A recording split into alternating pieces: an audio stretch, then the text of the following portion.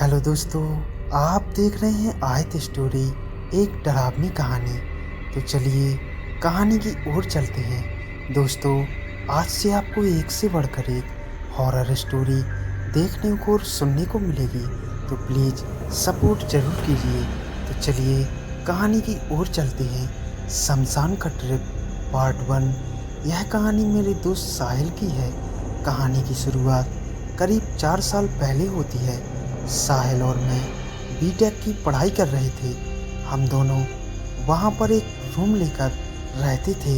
मैं थोड़ा पढ़ाई लिखाई में ध्यान देने वाला लड़का था और साहिल को घूमना फिरना बहुत पसंद था। साहिल हमेशा नई जगह पर घूमना फिरना पसंद करता था, जबकि मैं अपने घर में बैठकर पढ़ाई करने से ज़्यादा पसंद करता था।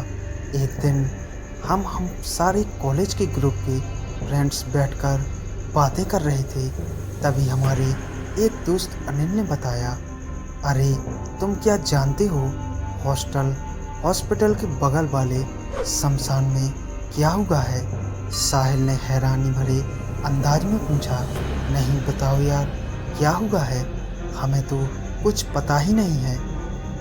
अनिल बोला, अरे वहाँ पर रात को लोग किसी को दफनाने के लिए ले गए थे। उन्होंने बताया उन्होंने वहाँ कोई साया देखा था और वहीं बड़ी अजीब अजीब सी आवाज़ें भी सुनी थी। वो लोग एकदम डरे हुए थे और बॉडी को बड़ी मुश्किल से दफनाया गया। अनिल ने आगे कहना जारी रखा। उसने बताया कि किस तरीके से कल रात वह और उसके दोस्त भी वहाँ पर गए थे, लेकिन उन्हें वहाँ पर कुछ अजीब सा महसूस हुआ, जिसकी वजह से वह वापस लौट आए। उसने बताया कि हम सब ने वहाँ पे कुछ महसूस किया। ऐसा लग रहा था मानो कि कोई हमें उस कब्रिस्तान से बाहर निकालने की कोशिश कर रहा था। बस फिर क्या था, उसके बाद तो साहिल के दिमाग में बस उसी जगह घूमने की बातें दिमाग में घूमने लगी। हम लोग अपने रूम पर वापस आ गए। तब साहिल ने मुझसे बोला, चलना आदित्य, आज हम उसी शमशान में चलते हैं, देख कर आते हैं कौन सा नया भूत आया है कि इस शमशान में। और वह जोर से हंस दिया, लेकिन और मैं अंदर अंदर परेशान हो गया था क्योंकि मैं जानता था कि एक बार साहिल ने अपने हाथ में कोई काम ले लिया तो उसे पूरा किए बिना उसको चैन नहीं आता। मैंने उसको समझाया कि अभी देख, वहाँ जाने का क्या फ़ायदा होगा, हमारे एग्ज़ाम भी होने वाले हैं। अगले हफ्ते से तू आराम से यहाँ पर बैठ, मैं तुझे केमिस्ट्री पढ़ा दूँगा, और वैसे भी तेरा केमिस्ट्री वीक है। उसने मुझे बोला, मुझे मालूम था कि तू यही सब बहाने बनाएगा आदित्य, तू इतना फट्टू है कि। उसने और भी 4 दोस्तों से यही बातें बोली, जिससे कि मेरे आत्मसम्मान को ठेस लग जाए। मैंने भी उसको बोल दिया, हाँ चल दूंगा तेरे साथ में, किसी भूत से नहीं डरता हूँ मैं। वह भी जोर से हंसा और बोला, यह हुई ना बात, चल आज नाश्ता करते हैं तुझे। और हम लोग पास के ही एक ढाबे में गए। हम हमेशा उसी ढाबे पे जाते थे। वहीं उसने बताया कि उसको इन सब चीज़ों से बिलीव कैसे हुआ। हालांकि मैं इन सब बातों पर विश्वास नहीं करता था, लेकिन ना जाने क्यों डर सा लग रहा था। हालांकि उसने मुझे जो कहानी बताई वो बड़ी डरावनी थी। अगर आप चाहते हैं कि वो कहानी मैं लिखूं तो आप कमेंट में हमें ज़रूर बताएं। हम लोग वहाँ करीब शाम के 7 बजे पहुँच गए थे। हम जैसे ही अंदर जाने की कोशिश करने लगे, बगल में वॉचमैन आ गया और उसने सीटी बजाते हुए हमें रोकने को बोला। वॉचमैन, अरे रुक जाओ, वहाँ क्या जा रहे हो? साहिल बोला, अरे वह कुछ अंकल, हम बैट बॉल खेल रहे थे, हमारी बॉल अंदर चली गई, बस वही लेने जा रहे हैं। वॉचमैन बोला, तो तुम्हारे पास बैट कहाँ है और यहाँ पर ग्राउंड कहाँ है जो तुम बैट बॉल खेल रहे थे? देखो, झूठ मत बोलो और चुपचाप यहाँ से चले जाओ। साहिल बोला, अरे हम सिर्फ बॉल लेकर जा रहे थे, वह गलती से बॉल अंदर चली गई, तो आप खुद जाकर देख लो। जैसे ही साहिल ने यह बात बोली, वॉचमैन के तो जैसे तोते उड़ गए हों और अब उसके हाव भाव भी बदल गए और उसने हमें डांटते हुए बोला, जाते हो कि नहीं?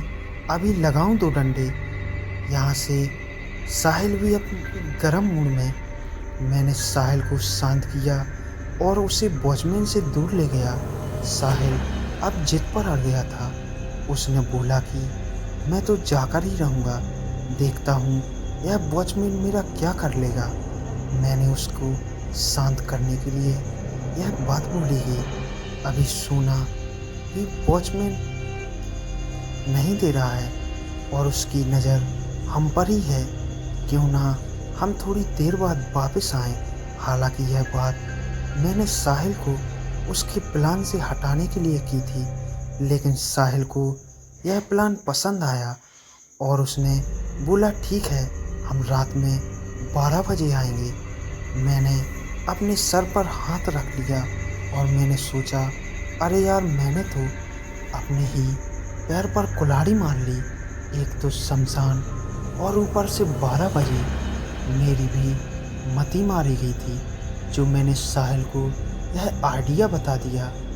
इन्हीं बीच में साहिल को कई बार मना करता रहा, लेकिन साहिल अपने फैसले पर पूरी तरह अडिग था और आखिरकार वह घड़ी आ गई जब हमें शमशान के लिए निकलना था। आमतौर पर जहां हम रहते हैं वहां पर रात 12 बजे भी चहल पहल रहती है, लेकिन आज ना जाने क्यों एक अजीब सा सन्नाटा पसरा हुआ था। साहिल ने अपनी साइकिल उठाई और मैं साइकिल के पीछे बैठ हम दोनों शमशान के लिए चल दिए। हॉस्पिटल तक तो स्ट्रीट लाइट चल रही थी, लेकिन जहाँ से शमशान की बाउंड्री स्टार्ट होती थी वह पूरी तरीके से इलाका एकदम काला था। वहाँ एक भी लाइट नहीं थी। हालांकि वह एक बेड पर एक मेन रोड था, लेकिन इस वक्त भी वहाँ पर घोर सन्नाटा फैला था। मैंने इस काली रात को देखते हुए साहिल को एक बार फिर से चेताया कि भाई देख ले, हम इतना बड़ा काम करने जा रहे हैं। और यूना रेडी, उसने जवाब दिया, ऑलवेज रेडी। तू बता, तू अंदर चल रहा है कि नहीं?